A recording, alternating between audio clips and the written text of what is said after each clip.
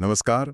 आज हमारे सामने जिनेंद्र कुमार जी की एक बहुत ही दिलचस्प कहानी है, नीलम देश की राजकन्या। जी, बिल्कुल। ये सिर्फ एक कहानी नहीं है, बल्कि ये इंसानी मन, प्रतीक्षा और आप कह सकते हैं आत्म खोज की गहराइयों में उतरने का एक जरिया है। हाँ, सही कहा। हमारे पास स्रोत के तौर पर तो ये पूरी कहानी मौजूद है ही, और आज हम इसी के पन्नों को पलटेंगे, इसके जो प्रतीक हैं उनको समझेंगे और देखेंगे कि ये हमें क्या सिखाती है। बिल्कुल।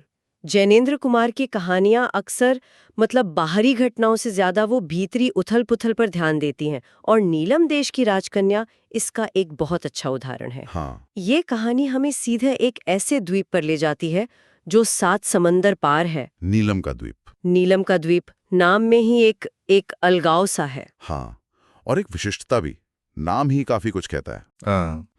और शुरुआत ही एक अजीब सी, कह सकते हैं विरोधाभासी स्थिति से होती है। एक राजकन्या है जिसके पास सब कुछ है, मतलब किन्नरी बालाएं, अप्सराएं, गंधर्व बालाएं, सब सेवा में हैं। जी, मनोरंजन, हंसी खुशी, ऐशो आराम की कोई कमी नहीं। और 3 महल भी हैं, पुखराज का, पन्ना का और हीरे का, सब कुछ चमकदार, खूबसूरत। बिल्कुल। लेकिन इन सब के बीच राजकन्या का मन उदास है, सूना सूना सा। वो खुद को बहलाने की कोशिश करती फिरती है। ये जो शुरुआती विरोधाभास है ना, ये बहुत महत्वपूर्ण है। ये बाहरी संपन्नता और अंदर के खालीपन के बीच का तनाव दिखाता है। ऐसा लगता है जैसे कहानी शुरू से ही कह रही हो कि भाई असली चीजें जो मायने रखती हैं वो बाहरी चमक दमक में नहीं है, वो कहीं और है। सही बात है। राजकन्या का अपने महल के आंगनों में भटकना, सखियों के बीच भी अकेला महसूस करना, ये सब उसके अंदर की एक गहरी कमी की तरफ इशारा करता है। हाँ। और वो अपनी सखियों से, मतलब किन्नरियों से कहती भी है कि मुझे अकेला छोड़ दो, पर वो तो हंस देती हैं, उसे छेड़ती हैं। हाँ, और कहती हैं कि जब राजकुमार आएंगे तब हम चली जाएंगे। हाँ, इस पे राजकन्या चिढ़कर पूछती है, कैसे राजकुमार, कौन राजकुमार? ये संवाद भी बड़ा दिलचस्प है। देखिए, किन्नरियां एक तरह से वो सामाजिक या कहिए पारंपरिक सोच का प्रतिनिधित्व कर रही हैं। अच्छा। वो मजाक में ही सही राजकुमार के आने की बात करती हैं, लेकिन साथ ही ये भी कह देती हैं कि देखो, नीलम द्वीप तक किसी राजकुमार का आना तो असंभव है, नियम यही है। हाँ, ये बाहरी दुनिया का तर्क है, जो असंभव है वो हो नहीं सकता। बिल्कुल, लेकिन राजकन्या के अंदर उसके मन में तो कुछ और ही चल रहा है। वो उनकी बातों पर चुपचाप चली जाती है, पर उसके मन में सवाल उठते हैं। अगर ये सब झूठ है, तो ये भीतर प्रतीक्षा कैसी है? हाँ, और अगर अभिषेक नहीं होना तो मन में ये रस क्यों इकट्ठा हो रहा है? अगर किसी को आना ही नहीं है तो फिर ये निमंत्रण किसका है? सही कहा। राजकन्या का जो अंतर्द्वंद्व है वो दिखाता है कि तर्क और जो सहज ज्ञान होता है या भीतरी पुकार होती है, उसमें अक्सर टकराव होता है। उसका रोज आंगन धोना, आसन बिछाना, ये सब बाहरी तर्क के हिसाब से तो शायद व्यर्थ लगे। हाँ, बिल्कुल।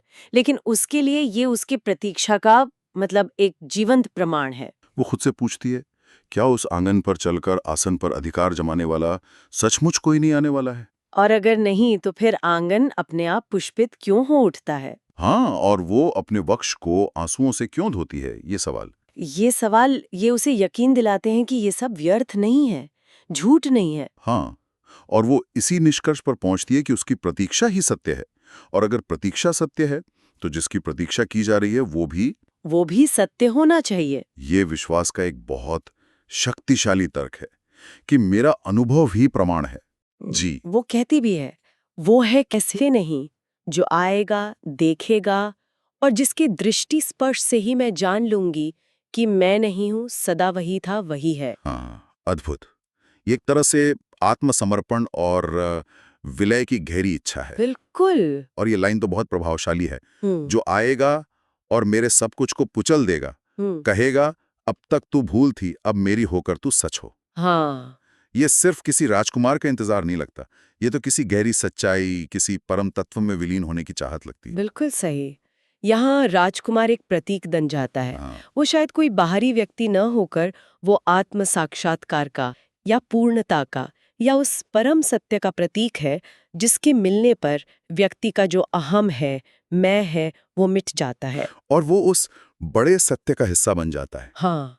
राजकन्या का ये विश्वास कि मेरा अणु अणु कहता है कि वो है, वही है, मैं नहीं हूं, ये तो जैसे अद्वैत दर्शन की झलक देता है। सही कहा।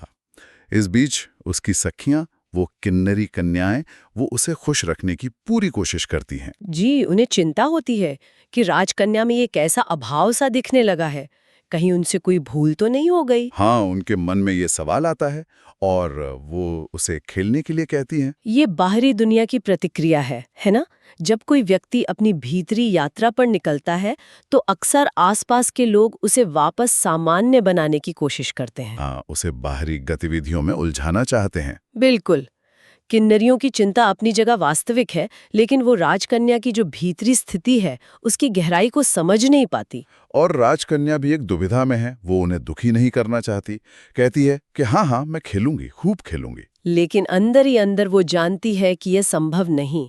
वो अपनी प्रतीक्षा को कैसे भुला सकती है? वो तो उसका एकमात्र सच बन चुकी है। जैसा कहानी में कहा भी गया है, खिलौनों से कब तक कोई अपने को बहला सकता है।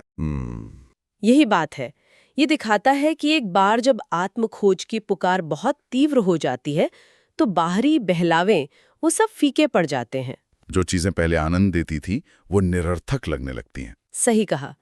राजकन्या का खेलने का संकल्प लेना और फिर उस पर संदेह करना, ये उसकी ईमानदारी और अपने सच के प्रति उसकी निष्ठा को दिखाता है। और फिर कहानी में एक बड़ा नाटकीय मोड़ आता है। अगले ही दिन सारी किन्नरियां, अप्सराएं, गंधर्व बालाएं सब गायब हो जाती हैं। गायब?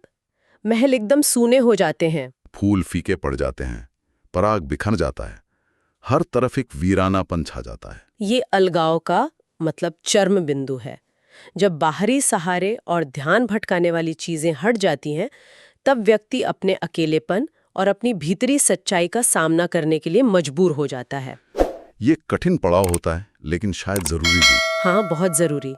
राजकन्या का उन्हें पुकारना, आई तुम कहाँ गई हो सखियो, और फिर भीतर से ही एक प्रतिध्वनि सुनना, क्या? ओ राजकन्या, तुम अकेली कब नहीं थीं। ओह! ये उसे स्वीकार करने पर मजबूर करता है कि उसका सफर उसका अपना है, उसे अकेले ही तय करना है। फिर आवाज आती है, तुम्हारा अकेलापन तुम्हारा है, इसे वही लेगा जो इसके लिए है। ये बहुत गहरी बात है। हाँ, फिर भी वो एक पल के लिए कमजोर पड़ती है, कहना चाहती है कि नहीं, तुम सब आ जाओ, मैं बस खेलती रहूंगी। लेकिन उसका अपना ही अंतर मन उसे टोकता है, ये झूठ है राजकन्या, तू खेल नहीं है, तू अकेली है। यद्यपि अंत तक अकेलापन छल है। हाँ, ये आखिरी हिस्सा अकेलापन छल है, ये भी बहुत महत्वपूर्ण है। ये शायद इस तरफ इशारा करता है कि परम सत्य में कोई अकेलापन नहीं है, वो भी एक भ्रम है जिसे पार करना है। इसके बाद तो जैसे समय का पहिया घूमता है, पल, दिन, मास, वर्ष, शताब्दियां, युग बीत जाते हैं। हाँ, अनंत काल। राजकन्या अपने खाली महलों में घूमती है, अपने अकेलेपन को परखती है। वीरान महल। हवा साए साए करती है, समुद्र किनारे पर पछाड़ खाता है, आसमान बिल्कुल निर्विकार है। उसे लगता है उसका कोई नहीं, वो सिर्फ अपनी है। पर फिर सवाल उठता है, क्या वो सच में अपनी ही है? ये अस्तित्व के वो बुनियादी सवाल हैं। बिल्कुल, समय की विशालता और व्यक्ति की लघुता का एहसास। लेकिन इस शून्य और निस्सारता के बीच भी राजकन्या के भीतर वो प्रतीक्षा की झंकार, वो निमंत्रण बजता रहता है। वही उसका सहारा बनता है। हाँ, वो फिर उसी तर्क पर लौटती है, जब प्रतीक्षा सत्य है तो वो असत्य कैसे जिसकी प्रतीक्षा है?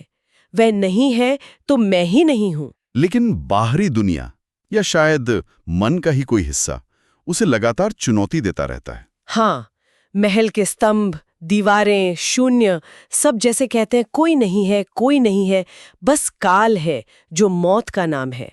ये निराशा की आवाजें। और ये आवाज और प्रबल होती है, एक अट्टहास सुनाई देता है। हाँ, एक भयानक हंसी जो कहती है सब खोखला है, कुछ नहीं है, तेरे मन का राग बस एक रोग है, कहीं कोई राजकुमार नहीं आने वाला। और एक प्रलोभन भी देती है वो आवाज। हाँ, कि बस एक बार कह दे कि कोई नहीं है, फिर देख तेरी सखियां कैसे लौट आती हैं। मतलब अपने विश्वास को छोड़ दे तो तुझे तेरा आराम, तेरा वो जाना पहचाना संसार वापस मिल जाएगा। ये कहानी का जैसे क्लाइमैक्स है, चरम बिंदु। एक तरफ गहरा विश्वास, दूसरी तरफ जोरदार संदेह और प्रलोभन। बिल्कुल, राजकन्या एक पल के लिए अपनी सखियों को वापस पाना चाहती है, लेकिन उसका जो मूल विश्वास है वो डिगता नहीं। वो कहती है, पर जिसके लिए मैं हूं वो तो है, वो है, नहीं तो मैं नहीं हूं। और जब वो आंख कान बंद करके पूरे प्राणों से कहती है, तू है, नहीं आया है तो भी तू आ ही रहा है, इस तेरी ठगाई में आकर मैं प्रातः संध्या तेरे आंगन को धोने में चूक करने वाली नहीं हूं, वो छलिया। मैं और मेरी प्रतीक्षा, हम दोनों तुझसे टूटने के लिए ही टिके हैं। तू आएगा और मैं टूट कर कृतार्थ होंगी। तो ये विश्वास की तुरंत विजय होती है। वो बाहरी शोर और डर के आगे झुकने से साफ इनकार कर देती है। इस घोषणा के बाद वो अट्टहास और भी भयानक हो जाता है। हवा प्रचंड हो उठती है, समुद्र जैसे फन पटकने लगता है, ध्वंस का आभास होता है। हाँ, जैसे सब कुछ नष्ट हो जाएगा। राजकन्या डर से कांपती है पर जपती रहती है, तू है, तू है। ये अंतिम परीक्षा है। बिल्कुल। जब विश्वास को पूरी तरह परखा जाता है और जब वो इस परीक्षा में खरी उतरती है, तो भीतर से ही एक आवाज आती है जो हंसकर कहती है, क्या कहती है? आई बढ़ी राजकन्या, पगली, डिड मैं कहाँ अलग हूँ? अरे कहीं मेरे सिवा कुछ है भी जो डरती है? कह क्यों नहीं देती कि मैं नहीं हूँ, क्योंकि मैं तो तेरे नहीं में भी रहूंगा। सुना, अब आंख खोल और हंस। वाह, ये तो जैसे आत्म साक्षात्कार का क्षण है। वो जिसे बाहर खोज रही थी वो तो भीतर ही था, या यूं कहें कि वही सब कुछ था। हाँ बिल्कुल, डर का कारण ही खत्म हो गया, क्योंकि जिससे डर रही थी वो भी उसी परम तत्व का हिस्सा था। द्वैत का मिट जाना। सही कहा, खोजने वाला और खोजा जाने वाला वो एक हो जाते हैं। मैं और तू का भेद मिट जाता है, इसीलिए अब डर की कोई जगह नहीं। राजकन्या का पुलकित होना, हर्ष की चीख निकलना, जी ये उसी परम आनंद की अभिव्यक्ति है। जी और जब वो आंखें खोलती है तो सब कुछ बदल चुका होता है। हाँ, चारों ओर जैसे वसंत आ गया है। महल के द्वार से किन्नरी बालाएं उपहार लिए चली आ रही हैं। और वो पूछती है उनसे मुस्कुराकर, तुम आ गई, ये क्या लिया आ रही हैं? किन्नरियां जवाब देती हैं, उपहार है, राजपुत्र की इच्छा अनुसार। और वो पूछती हैं कि सवारी तो आगे आगे आ रही थी, राजपुत्र कहाँ गए? और राजकन्या का जवाब देखिए, कितना अद्भुत। हाँ, वो मुस्कुराकर कहती है, कौन राजपुत्र जी? एक तो आए थे, उनको मैंने कैद में डाल लिया है। कैद में डाली? हाँ, अब वो उपद्रव नहीं करेंगे, हमारे द्वीप में उनका क्या काम? क्यों सखियो? ये कितना प्रतीकात्मक है। बिल्कुल, उसने किसी बाहरी राजकुमार को नहीं, बल्कि उस भीतरी सत्य को, उस आत्म तत्व को कैद कर लिया है, मतलब आत्मसात कर लिया है। सही, अब वो बाहरी दुनिया में उपद्रव नहीं करेगा, क्योंकि वो भीतर स्थित हो गया है। और इसके बाद वो अपनी सखियों से गले मिलती है, क्रीड़ाओं में मग्न भाव से भाग लेती है, और अवसाद, वो हमेशा के लिए चला जाता है। हाँ, कहानी का अंत एक पूर्णता और शांति का एहसास देता है। क्योंकि अब वो बाहरी चीजों से खुशी नहीं ढूंढ रही। बिल्कुल, उसने भीतरी स्रोत को पा लिया है। अब वो खेल सकती है, क्योंकि वो खेल पर निर्भर नहीं है। उसका अकेलापन मिट गया है, क्योंकि उसने उस एकता को महसूस कर लिया है जो अकेलेपन का विलोम है। ये कहानी दिखाती है कि सच्ची शांति और आनंद बाहरी परिस्थितियों से नहीं, बल्कि आत्मज्ञान और भीतरी विश्वास से आता है। जिनेंद्र कुमार ने बड़ी ही खूबसूरती से प्रतीक्षा, विश्वास, संदेह और अंततः आत्म साक्षात्कार की इस जटिल यात्रा को एक परिकथा जैसे माहौल में पिरोया है। हाँ, ये कहानी सोचने पर मजबूर करती है कि हम सब कहीं ना कहीं उस नीलम देश की राजकन्या की तरह ही हैं, किसी न किसी चीज की प्रतीक्षा में, अपने भीतर के राजकुमार की तलाश में। बिल्कुल, और ये कहानी ये भी याद दिलाती है, ये प्रतीक्षा अगर सच्ची निष्ठा से की जाए तो व्यर्थ नहीं जाती।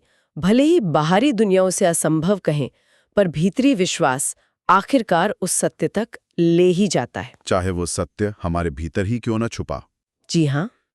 तो ये थी जिनेंद्र कुमार की कहानी नीलम देश की राजकन्या पर हमारी ये बातचीत। उम्मीद है ये कहानी आपके दिलों को छू गई होगी और इसके गहरे अर्थों को समझने में आपको मदद मिली होगी। हाँ, उम्मीद तो यही है। सुनने के लिए आपका बहुत बहुत धन्यवाद। अगर आपको ये कहानी और हमारी ये चर्चा पसंद आई तो हमारे चैनल आज की कहानी को लाइक करें, अपने दोस्तों के साथ शेयर करें और सब्सक्राइब करना ना भूलें। जी हाँ, जरूर। और हाँ, वो जो घंटी है ना, बेल आइकॉन, उसे जरूर दबाएं ताकि जब भी हम कोई नई कहानी लेकर आएं तो आपको सबसे पहले पता चले। बिल्कुल। बिल्कुल। फिर मिलेंगे एक नई कहानी के साथ। तब तक के लिए सुनते रहिए आज की कहानी। धन्यवाद। धन्यवाद।